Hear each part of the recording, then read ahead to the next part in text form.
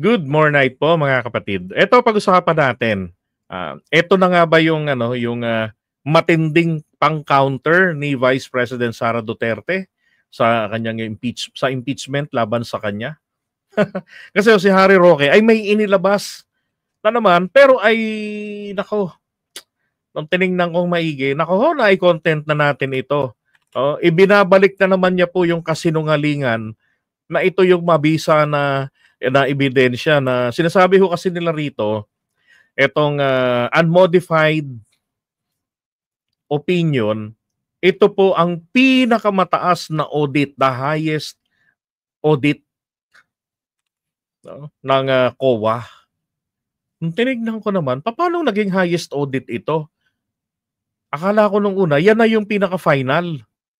Ay sus, nung binasa ko ho, hindi ho pala ganun.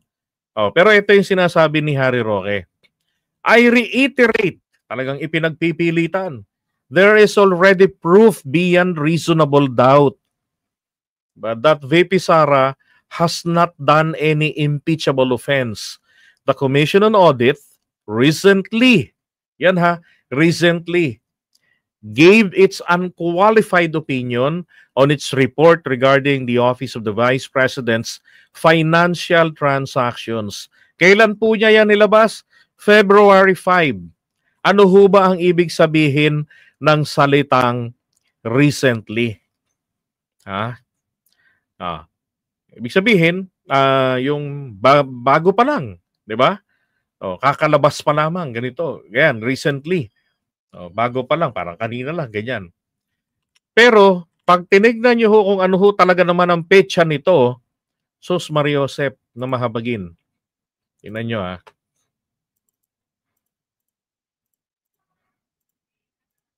Ito.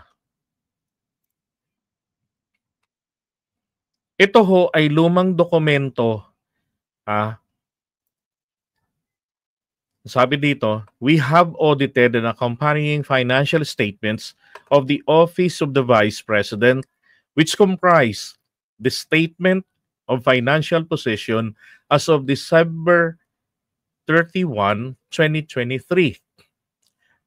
Diba? So, ibig sabihin po nito, hindi ito bagong dokumento. Dati na po ito. Dati na rin po nila itong ginagamit. Ito nga ho, ay nagkalat. Nagkalat na po yan, yung may bilog na yan, sa internet last year pa.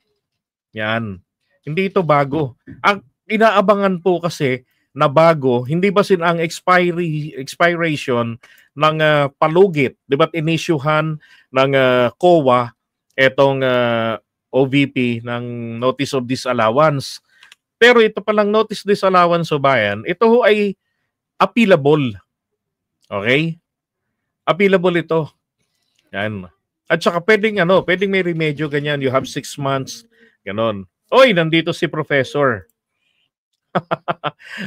Ito hong reliable. Accounting professor po siya. ng Dasmariñas. Hindi ko alam anong eskwela, nakalimutan ko Banggit niya dati. Ngayon, natawa siya Meron bang highest audit? Meron last year lang galing sa mga DDS highest audit daw. Di ba, Tisoy? Ngayon, eto. Balikan natin. So, pag tinignan niyo po ito mismong dokumento, wala pong sinasabi dito na ito po ay nagki-clear sa tanggapan ng pangalawang Pangulo. And again, hindi po ito yung dokumentong inaabangan para sa final say daw na ilalabas ng COA ngayong February 2025. Inaabangan pa yon. Yung pinaka-final nila na kung saan talagang hindi na pwedeng i-apila. Okay, wala na talaga. So, anong nangyari kasi dyan, na-issuehan sila ang OVP ng dito. Saan na nga yun? Ito. Ay, hindi ito. Ang OVP na-issuehan ito ng pagkatapos nito ng unmodified opinion, nagkaroon sila ng audit observation memo. Yung audit observation memo o yung AOM, na tinangkang harangin, sabi ni Luistro, tinangkang harangin ni Zulaika Lopez, ito po ay written notification na sinasabi na ito ay meron kayong sinubmit na liquidation dito, pero may mga questionable sa inyong isinubmit. Mangyaring i-provide niyo sa amin yung mga additional proof of expenses. Ganon. Ngayon, pagkatapos po noong nabigyan sila noon, so submit sila. So yung sinubmit nila, eto na nga po sila Mary Grace Piatos, 'di ba? Kokoy Villamin, Milky Sikuya, etc., etc. So, nag-issue ang COA ng notice of disallowance. Ano po ba ang ibig sabihin, Professor? Please correct me if I'm wrong. Hindi po ba ang ibig sabihin ng notice of disallowance, sa madalihong salita, rejected, hindi namin tinatanggap yung inyong isinubmit na mga additional proof of expenses. Yun pong mga yung mga acknowledgement receipts or ARs. Oh. 'Di ba? Ganun. So, anong nangyari? Anong nangyari dito ay mind conditioning po ang ginagawa ngayon dito na naman ni Harry Roque. Okay? Habang wala pang nilalabas ang COA na supposed to be, ngayong pang-anim na buwan na, maglabas ang COA ng final say nila. Ang sabi po dito, we conducted, ito yung basis bakit nagbigay ng unmodified opinion. We conducted our audit in accordance with international standards of Supreme Audit Institutions or ESIs. Our responsibilities under those standards are described in the auditor's responsibilities for the audit of the financial statement section of our report. We are independent of the agency in accordance with the revised code of conduct and ethical standards, blah, blah, blah. Yan. Together with the ethical requirements that are relevant to our audit of the financial statements, we have fulfilled our other ethical responsibilities in accordance with these requirements. We believe that the audit evidence we have obtained is sufficient and appropriate to provide a basis for our unmodified opinion. Yan. So, ito na, part na yan, gusto nilang palitawin na, ayan maliwanag. Etong kanilang highest audit, yung unmodified opinion nila. No? Merong sapat na basehan yung kanilang paniniwala kasi sufisyente and obtained sufficient and appropriate to provide daw po ng basehan ng unmodified opinion or highest audit ng COA. Now, pag tinignan nyo naman yan, no? Ito ay nakakatawa Sabi not fully compliant. Ito sa DepEd, ito sa OVP. Sabi dito not fully compliant under procurement law. COA flags OVP for purchase of properties, equipment totaling 668,000. And then ito pa. The Commission on Audit flagged the OVP Vice President for the immediate establishment of OVP satellite offices. Patay. Without enough equipment to operate, which led to purchase of plant, property, and equipment, PPE, and semi-expandable property totaling 668,192 and 20 cents, not fully compliant under the relevant procedures and provisions of Republic Act. Ito yung sinasabi nila na may mga binili na tapos inabonohan. Gamit yung confident. Inabonohan lang muna para magamit dun sa mga satellite offices. And then, ginamit yung pera ng confidential funds para ipang reimburse. Di ba? Yun yung unang paliwanag dyan nila Ipinang-reimburse dun sa existing expenses na inabonohan nila. Yun. Sabi rito, hindi pwede. Hindi kayo sumunod sa panuntunan. Okay, ngayon tignan nyo Sabi rito, baka sabihin nyo kung saan ko lang to pinulot. Ayun, nakikita nyo naman dyan sa ibabaw, e-size, di ba? Sabi rito, unmodified opinion also referred to as unqualified opinion. Okay. Sabi rito, this opinion is issued when the auditor concludes that the financial statements are prepared in all material respects in accordance with the applicable financial reporting framework katulad ng PFRS or IPSAS. So ibig sabihin po nito, yung pagkakagawa ng kanilang financial statements ay sang-ayon po, kumbaga compliant sa umiiral po na sistema ng mga auditing. Nang sa ganon, magiging madali po yung kanilang pag-o-audit. Okay, pag inisa-isa na nila yung mga items kasi naandun na yung mga impormasyon na kailangan nilang makuha. Kung magkukwenta sila o anong gagawin nila. Yun ang sinasabi rito. Diba?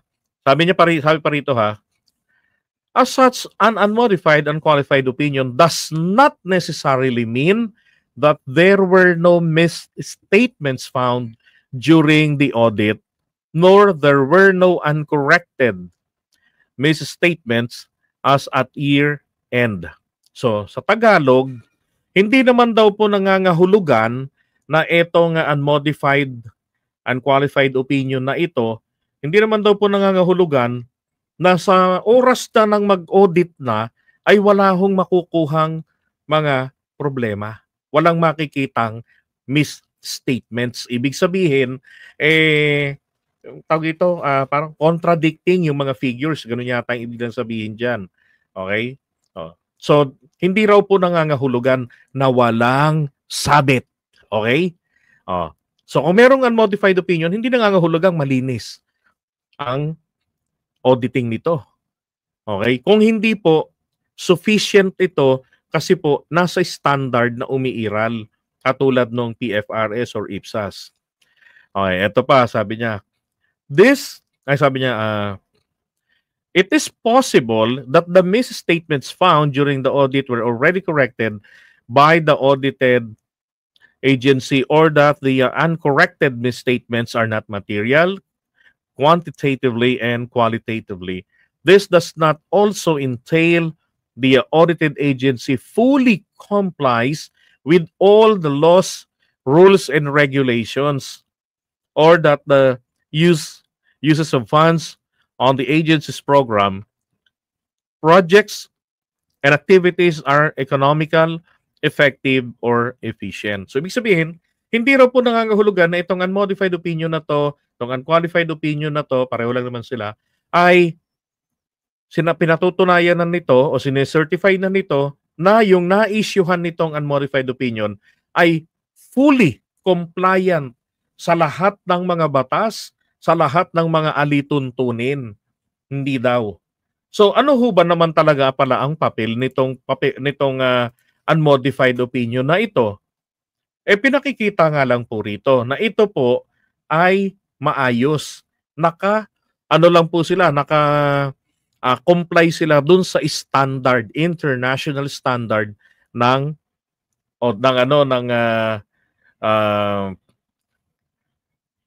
itong financial statements, yung preparation ng financial statements. No. Pagka gano'n na standard, kahit sino, yung mga independent auditors, hindi po sila mangangapa, hindi sila babalentong na parang na culture shock dahil iba na yung nakikita nila kasi nga standard yung ginamit. Yun lang po yung ibig sabihin nito.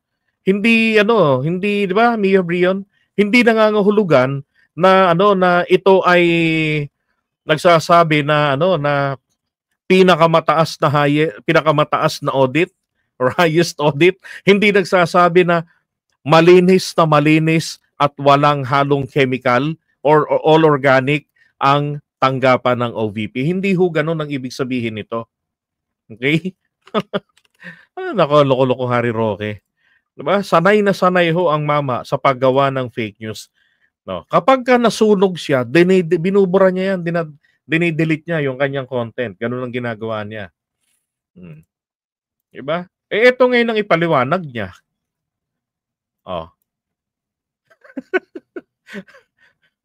'Di ba? Paliwanag niya 'yan. Ang problema ayaw nilang paliwanag 'yan, eh.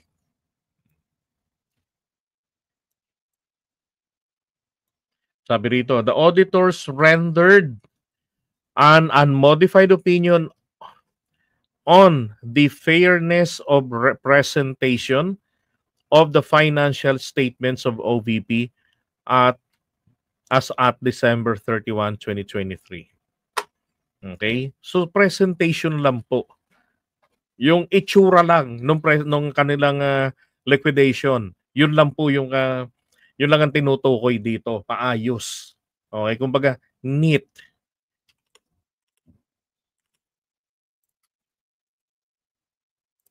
Sabi niya rito, compliant lang Sir JDB. Hindi sinasabi na tama ang mga document na present. Presentation or format ng pag-submit, di ba? Grabe ma'am, ganun lang pala yung ipaliwanag, ano? Ang konti lang pala. Ang dami kong ikot-ikot. Hindi, ano talaga to eh. Basta reliable ito. Si Professor Cabanza, professor ng accounting yan eh. Di ba? Sabi pa ni Alva Flor Elcano, walang highest audit, fair audit. Ako nga, hindi nga audit sa yan, kita na ang mga loopholes ni Sara sa pagnanakaw niya. Di ba? Ay nako, iwan na nga muna natin. Sabi ni Jonathan Arabi. Hoy Roque, lumabas ka na sa lungga mo ha. Puros ka lang daldal, harapin mo ang kaso mo sa batas kung lalaki ka. Ulo, sinabi mo pang lalaki, di lalong magtaguyan. Sabi niya, although in truth, kailangan talaga na may iisang format lang na sinusunod for all financial statements. Ganon din kami dati as a bookkeeper dati. Ginawan talaga ng standard format for reporting. Di ba? Kami sa call center, pagka end of shift, meron kaming standard na pero wala kaming Excel, bibayad yun, yung open office. Doon kami. Merong yan, kumbaga parang nakaprogram na sa open office yung pareho ng Excel, nandun. So lang kami, mag-fill out na lang kami ron ng mga info. Ganun lang yung ginagawa na namin noon. Sabi ni Arin Villarreal, frustrating, tila hindi mapanagot. Ang alin po? The cubes? Okay, so iwan muna natin to.